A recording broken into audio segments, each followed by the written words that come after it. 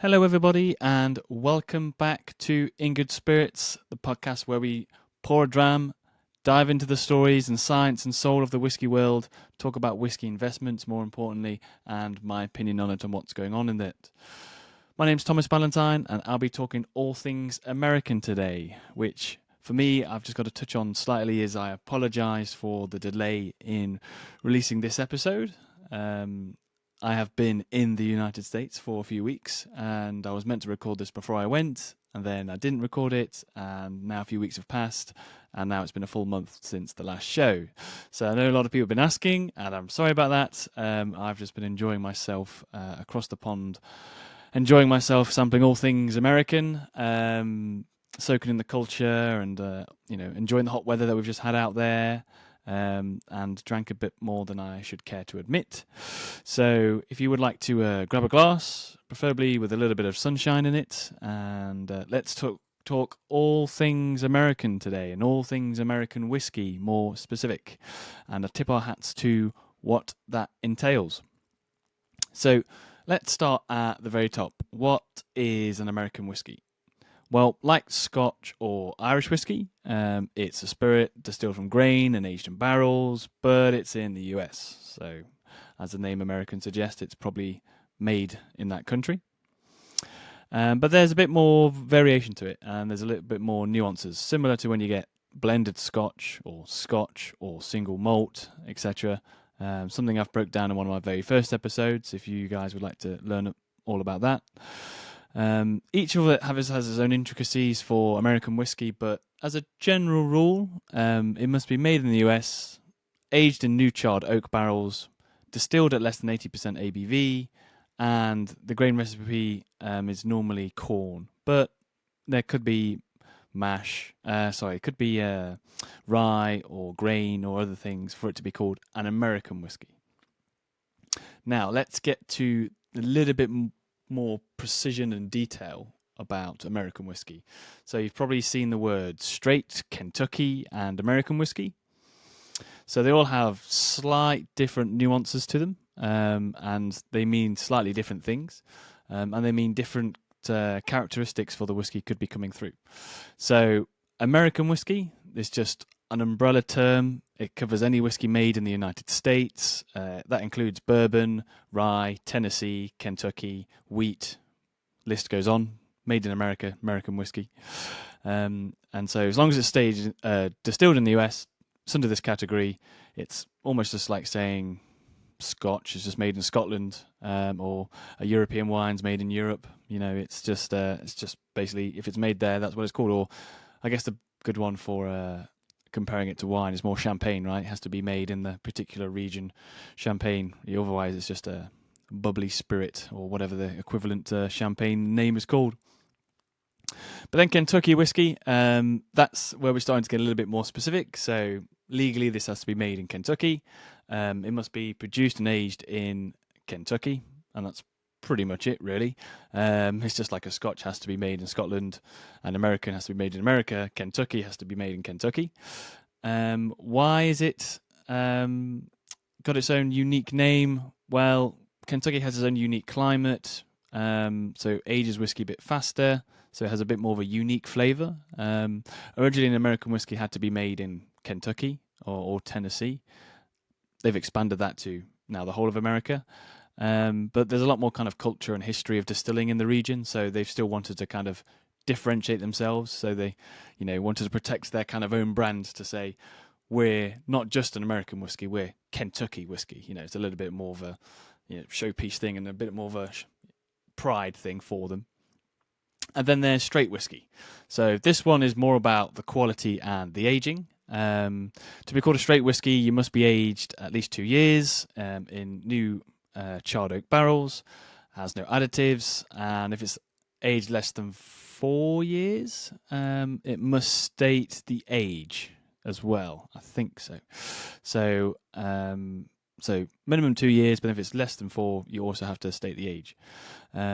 So you'll see on bottles that might say straight bourbon whiskey or straight rye whiskey.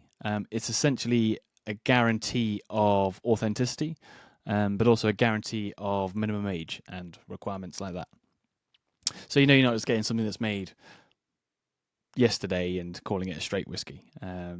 It's meant to kind of signify a little bit more quality in the spirit. But then here's then a fun phrase. So, when I'm talking about barrels and we say I'm buying a hogshead sherry butt, style of cask or space side cask or Islay sherry butt, etc., etc. They all have particular names to it, but now we break down this full name of Kentucky Straight Bourbon Whiskey. Well, Kentucky, made in Kentucky, straight, has the minimum 2 years. Bourbon, then it's made with its own particular style. And then whiskey, right? So it's just a whiskey. So Kentucky Straight Bourbon Whiskey could be a phrase that you see. And this it's made in Kentucky and all that fun stuff. So you've got American whiskey, you've got Kentucky whiskey, you've got Tennessee whiskey, you've got straight whiskey, etc., etc. So let's touch a bit more on bourbon, and that's typically the name most people think about when thinking of American whiskey. People think, oh, American whiskey must be a bourbon. Other way around. All bourbons are American whiskies, but not all American whiskies are bourbon. So for it to be called legally a bourbon, it must be made in the US, not just Kentucky. They've expanded that now. Has to have at least 51% corn. So it can't be more a rye whiskey in there than 51%. Still has to be mainly made up of corn. Aged in new charred oak barrels, so it can't be refills that you take for granted in the Scotch industry. Distilled at no more 160 proof. So for my non-American viewers, that's basically 80% ABV. A proof is basically double of ABV. And then when it enters the barrel after its distillation, it can't be higher than 125 proof. And then once it's bottled, it must be no less than 80 proof. So if you kind of equivalent that to, your European or Scotch whiskey world lovers, 40 proof or 40, ABV is that 80 proof mark. And we know from the Scotch whiskey laws and the Scotch whiskey world, if it's not 40% ABV, then you can't call it a whiskey. It's like an aged spirit at that point. So bourbon has those very particular characteristics for it to be called a bourbon.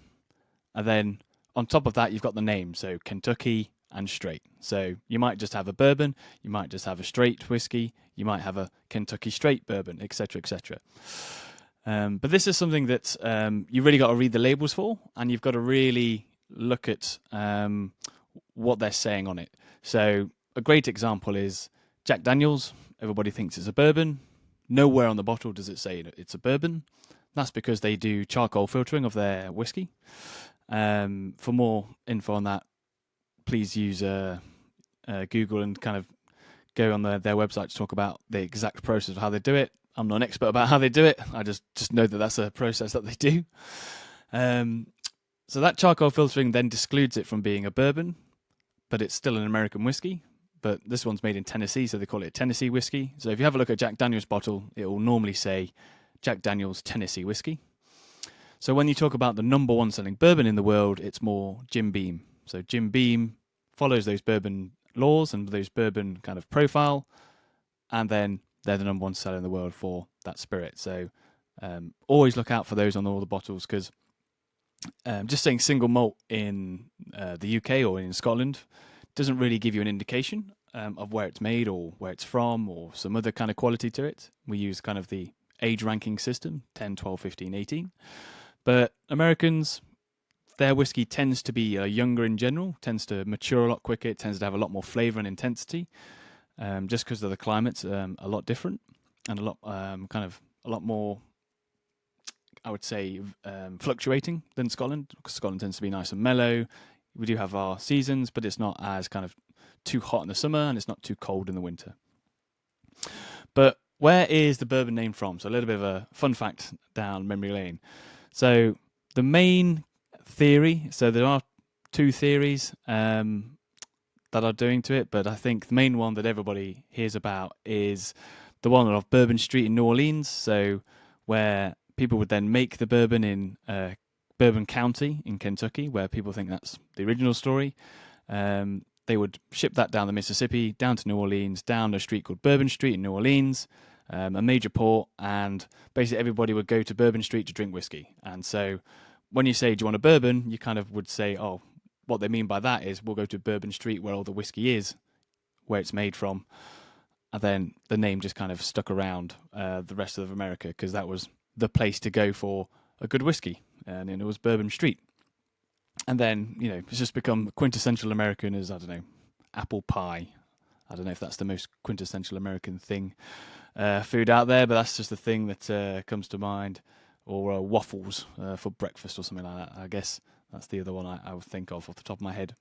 Having just been there, I had quite a few waffles for breakfast, so definitely think that's an American trait more than a UK trait from my point of view.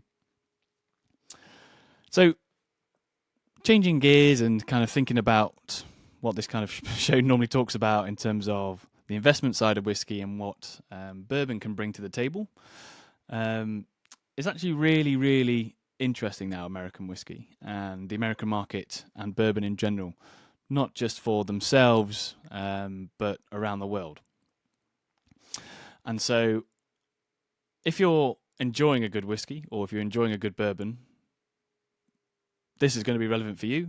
There's going to be lots of interest now for people wanting to buy your whiskies.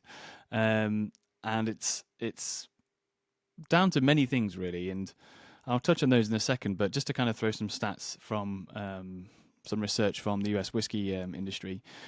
Whiskey sales in the last year, in 2023, 2024, surpassed over 5 billion in just the US alone.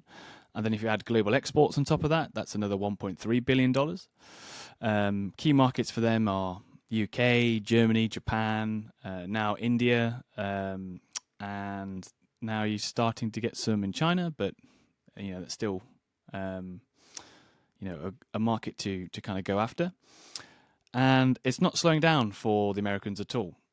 Analysts are projecting the American whiskey to grow at an average of 6% CAGR.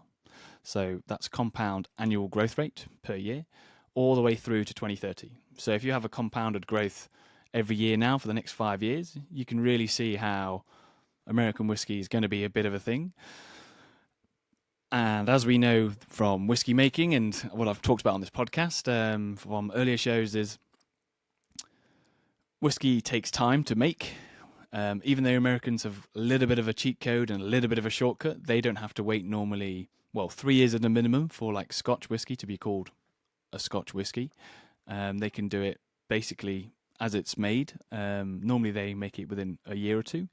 But even if you're making straight whiskey, still that's only 2 years compared to 3 years in the minimum in Scotland. But if anybody could name me a great 3-year-old single malt that they're going after all the time, please let me know, because that would be interesting to try. So most age-stated stuff in the UK in particular, and Scotches, there's always that 8 to 10 year mark. That's when people tend to kind of bottle it and sell it and really enjoy their drams. But bourbon styles, because it can be made and it tends to get that flavour profile a lot quicker, 2, 3, 4 years, they tend to be enjoying that whiskey a lot earlier than others here in Scotland. So they can take advantage and they can be a bit more dynamic and a bit more fluid than the kind of Scotch market adapting to current market conditions. However, you're still 2, 3, 4 years down the road. It's not like a 6-month thing that you can pivot on when you want to take advantage of just a current trend. So whilst they are more flexible, they're still restricted by years and how you go and make things, etc. So I think the 4 areas that I was going to touch on about just what's driving all that growth is just premiumization, and that's with an S, unless you're American, then it's Z, where consumers are kind of trading up and people are more interested in small batches, dynamic kind of styles of whiskey, and age-stated expressions, so that straight style that everybody's looking after for, or single barrel stuff, so stuff that's only been aged in one cask and that's done. So a lot of people are drinking less, but they're wanting that little bit more kind of premium style. I'll encourage people to kind of look online for kind of university consumption. Not that that's a great way of indicating trend in general, but you see a lot more people aren't going out to clubs and bars and drinking excessively as much as they used to. People are wanting more experiences, a bit more kind of fun, and a bit more kind of things that they can enjoy. And the whiskey world is certainly one that's kind of continuing that trend. Global demand I spoke about. You've got the key areas of UK, Germany, Japan, and India now coming through, and we continue to see that kind of growing. I think in the whiskey world, even with all the tariffs that Mr. Trump has imposed on everybody, I think we're still going to see growth in those regions for bourbon, and hopefully he will reduce those tariffs on other areas, and we'll see that grow a bit more. But again, like whiskey making, as I've said, it takes 2-3 years to kind of adapt to that. So if he announces a good trade deal, even in the next 6 months, we won't take advantage of that for maybe another year. But even if these tariffs aren't that good, you've still got the same supply for the next 3-4 years, and then hoping maybe the next president comes in and maybe reduces those tariffs, or shows a bit more of an engagement to the global economy. Cocktail culture, another big one. Everybody loves cocktail these days. Just walk down your local high street, you'll still see loads of cocktail bars and loads of different styles of cocktails that people want. So people are wanting to try old-fashioned a lot more. That's always made with bourbons. And so people are just kind of naturally going for bourbon-style whiskey, because bourbon kind of opens its doors really easily to mixing and kind of being creative in the whiskey and bar drinking world, rather than Scotch. It's got two things going against it. One is a bit of a snobbery about blending it or mixing it in a bar. Unless it's a blend, people don't care as much. But if you're mixing a 10-12-year-old whiskey, people still kind of frown upon that. Whereas bourbon, because it's made in such a short time, people aren't as kind of turning their nose up at it or seeing that as an insult, particularly from a UK point of view. I'm not sure if that carries around the world.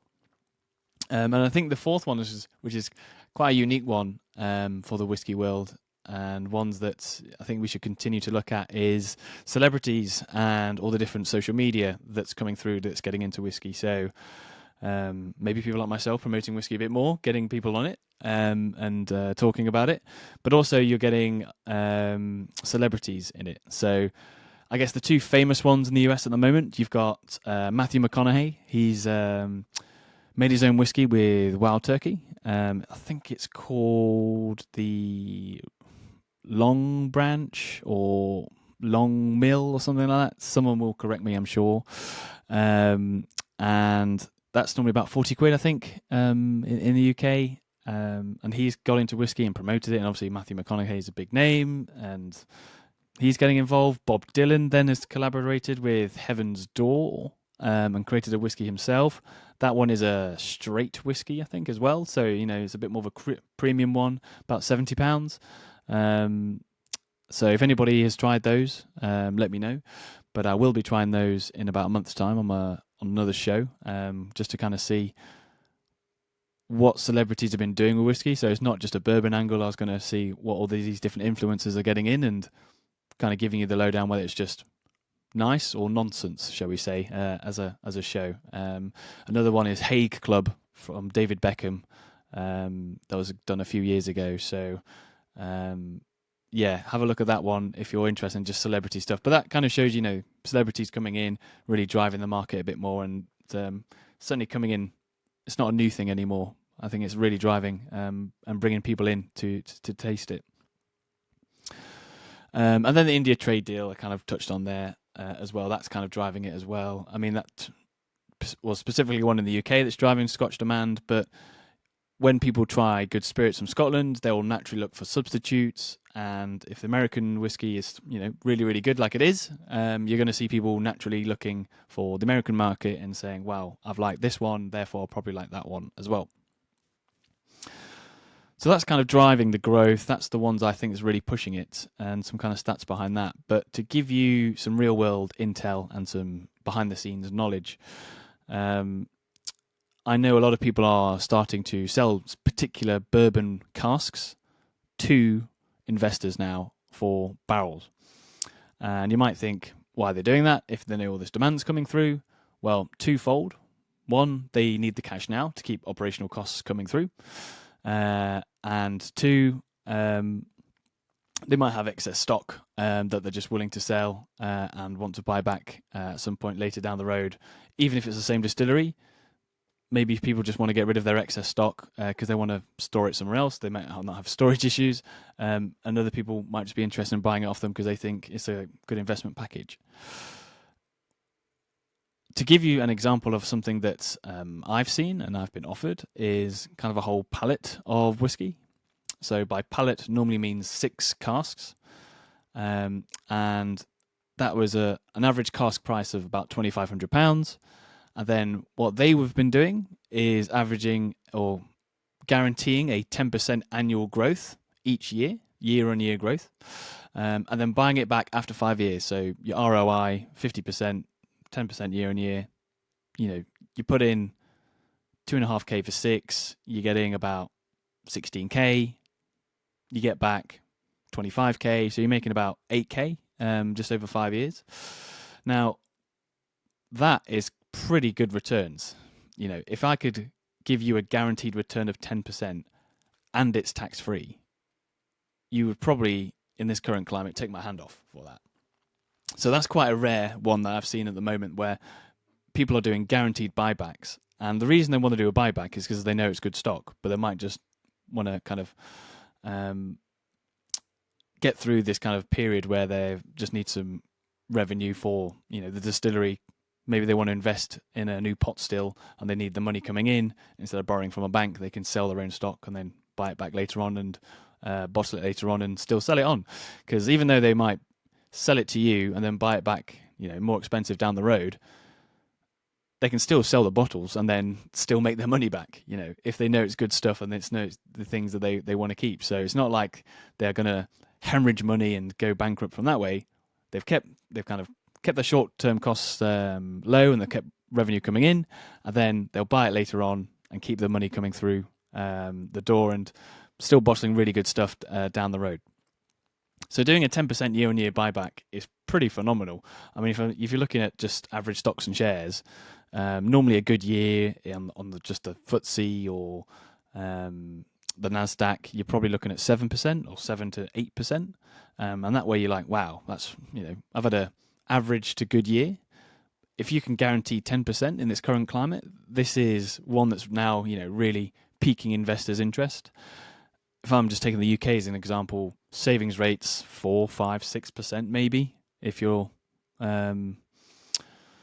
lucky, and that is considered as part of your earnings as well. So even though if I take it to the extreme, say 100,000, and you try and take 5%, you've got 5K coming in. That might be taxed as your income, and as people might be high income earners. You classify as high income earner now just as low as 45K these days, which is still a good salary, but it's not crazy to get into that bucket. You can get to that quite easily. And if you're taxed 20, 30, 40% on that income, you're just not really seeing that money come through to your pocket really at all. And it's stuff that you obviously then have to declare to the taxman. But if you're buying and selling whiskey, which is all capital gains free, well, it's a bit of a no-brainer really. Not only if you did the same 100 grand and it's gone up 10% year on year and you get your 50K back, let's just say, and then you don't have to pay any tax on it. Well, hang on a minute. Not only have you outperformed the market year on year on year, you're actually going to get a nice sweet deal at the end of it with zero tax to pay. And that's the way that people are really focused on and really going to benefit from it. Particularly in the UK now, we've got loads of additional taxes coming through. There's lots of fears from Rachel Reeves introducing more taxes to kind of high income earners. And then there's always the stories going around the press at the moment where we've got loads of millionaires and billionaires all leaving the UK because all of their assets are going to be taxed and so on and so forth. So it's a really big issue at the moment, particularly in the UK, to kind of one that's got people concerned about how am I ever going to increase my living standards if all of my property and all of my income is always taxed, and there's no way for me to really progress through it. Now, you could say that's a first world problem and for richer people problems, but if you're just a middle income family and you've got two people, earning even 30k a year, you've got combined household income of 60k, you might have some cash left over to go and buy a barrel of whiskey, because you can buy a barrel of whiskey for as little as 2,000. It's not one of these colossal mortgages where you're buying £150,000 pound house and you still need a £30,000 deposit. Saving £2,000 in a year is doable for people. Now, can everybody do it in a year? No. But could they do it in 2 years? Yes. And it's a lot shorter time horizon to kind of get your money back. Obviously, depending on what your own time horizon is and your risks and your kind of your wants, that's a whole different subject we can talk about another day. But if you've got these guaranteed bourbon buybacks, then stuff like that's really going to start piquing people's interest, and you don't need significant capital to get in. Yes, the example I gave, you had to buy 6, so might not be as great as that. But I've seen stuff from Whistle Pig Distillery. You can buy a barrel of whiskey from them for £2,500. So it's not out of this world to get involved and get amongst it. So American whiskey, certainly on the rise, certainly a big trend coming through. But one final thing I was going to touch about is the importance of the American whiskey on Scotch as well. And you'll see a lot of the whiskies that you invest in, or when you go to talk to brokers, it's normally ex-bourbon barrels. And so we spoke about what bourbon is with all the characteristics, new charred oak, and it's got to be done 51% corn, and all non-filtering and flavorings, etc., etc. Because they're only made for one basically batch, they then sell those barrels to the Scotch industry. And then the Scotch industry then use those barrels again, maybe 2 or 3 times, and then they, recycle them, destroy them, and kind of it's used on for other things. So the American industry is actually really, really big. So for the Scotch industry to grow, it kind of needs the American industry to grow, so they can have their barrels and so they can use them for other things. But if you think about it the other way around, the reason why the American bourbon market is going to grow as well, the Scotch guys are growing aggressively around the world. We know from the India trade deal, there's going to be certainly an increase in the amount of whiskey sent to India and hopefully consumed in India from a Scotch point of view. If they want to suddenly produce more in Scotland, they're going to have to put that spirit in a barrel. And where are they going to get the barrels from? The US. If there's less barrels in the US, well, they're going to demand more. So even if they just make it just to sell it to the Scotch guys, they're going to have to, up their production of just barrel making. So that's a kind of a secondary kind of thing that you got to think about as well. These are all interlinked markets.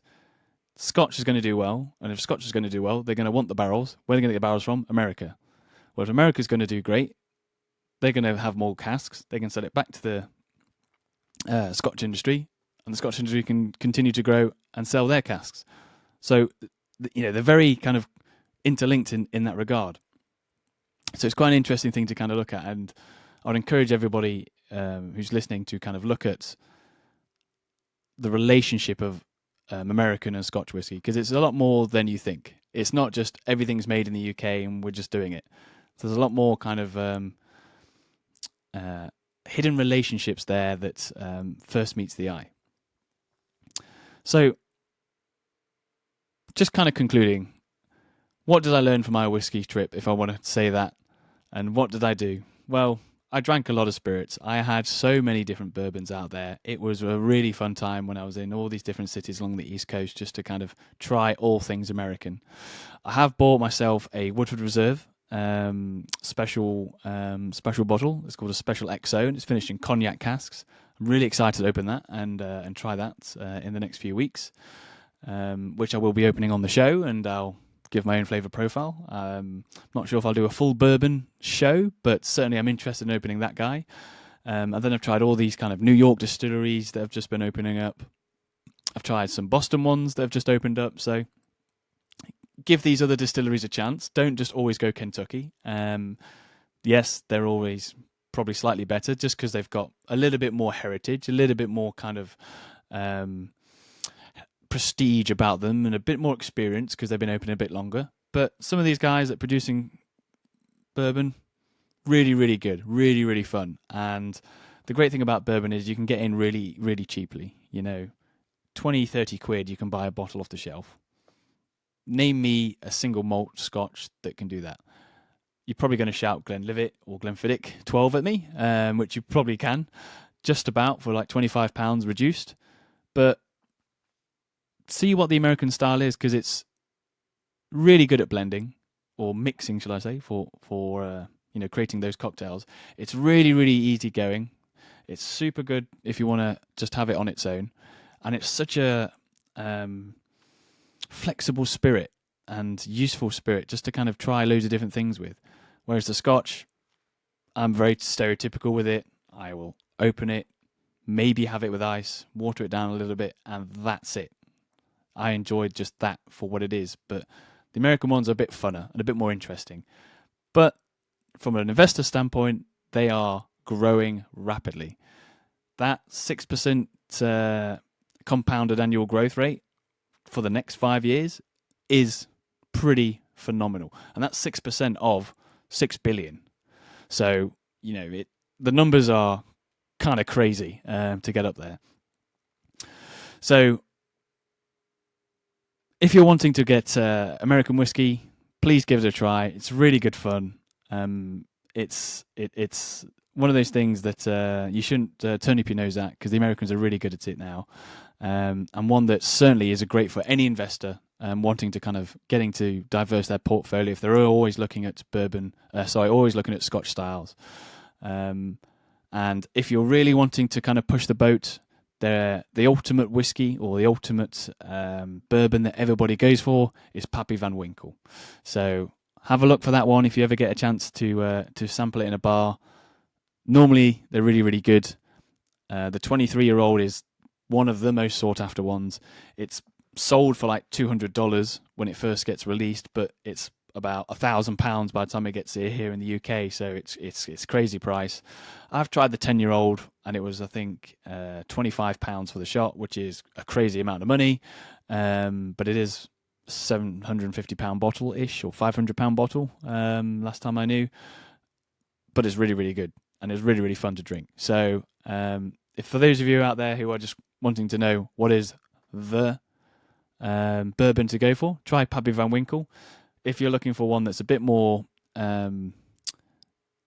introductory, my favourite is Woodford Reserve Double Oaked. Really, really good. Or Woodford Reserve Rye. Gives you a really good different flavour profile than just the stereotypical Jim Beams or Jack Daniels from an American whiskey point of view, not a bourbon, as we spoke about. And then if you're looking to go just on that next level in between, Eagle Rare 10-year-old is one of my favourites. And also the Colonel Taylor small batch is another phenomenal one. Again, about £70 to £100. So have a look for those ones if you want to just try some whiskies. But if you want to invest them, have a look at current brokers out there who are offering these kind of guaranteed buybacks. They're really interesting at the moment. Some definite money out there to be made, I think. If not, have a look at distilleries' websites directly. Loads of people are wanting to kind of sell their young stock to just get their cash flow in, and I certainly think there's an opportunity out there in the market for everybody. Thank you for listening today. That's episode 2. Thought I'd talk all things American since I've been out there, and really looking forward to making my next show where who knows where we'll go. Will we talk about the celebrities, or will we open a cask and talk you through some flavour profiles of some whiskies that I've currently got in stock? Hope you all have a good evening, and talk to you all again soon. Bye-bye.